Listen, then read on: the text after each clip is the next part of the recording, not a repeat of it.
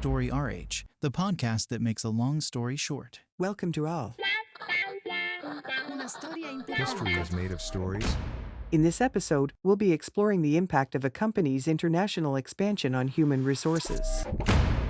International expansion is rarely easy. Between financing and legal complexities, it's full of challenges. And, though it isn't usually cited as a deterrent, it has a big impact on HR. First, there's the cultural and linguistic barrier. This is the aspect people generally think of when discussing the impact of internationalization on HR, but it's hardly the only one. So, how does international expansion impact HR? What's the story?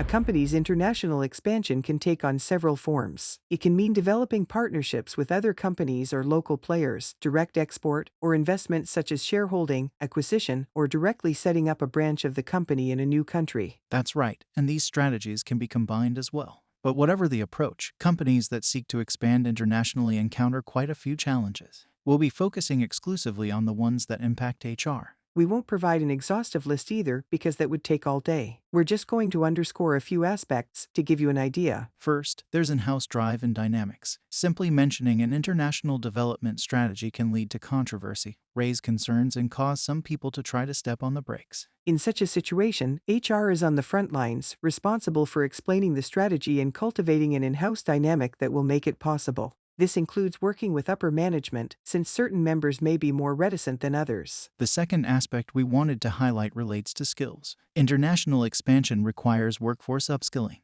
This is an undeniably crucial part of the operation. Internationalization also generally requires a company to acquire and develop new skills, particularly in the administrative, legal, and especially sales departments. Designing and implementing the upskilling process is, of course, a task for HR. This is strategic workforce planning, one of HR's most fundamental missions. Another challenge posed by internationalization that impacts HR is corporate culture and organization. International expansion demands reflection on how the company will adapt. Which brings us to organizational choices, which aim to address global and local strategic challenges. And these choices are an inherent and visible expression of the corporate culture. Right, and when you choose to internationalize, the question of autonomy and control over subsidiaries is key. Okay, let's tackle one more topic before wrapping things up. Legal and administrative aspects of HR. This aspect can be truly complex, so it's best not to neglect it. That said, while legal and administrative issues can be a real rabbit hole, payroll alone is proof of that. We're interested in broader impacts, which is why we didn't start with this. Of course, but it is nonetheless a particularly vast topic, from the complexity of managing expats to learning about the administrative integration of subsidiaries.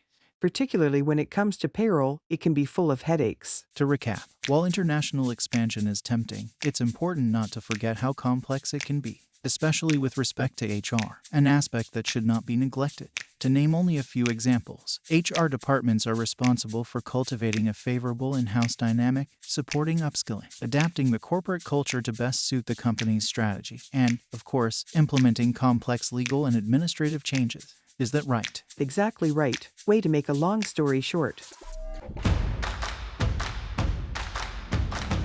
Story RH, the podcast that makes a long story short.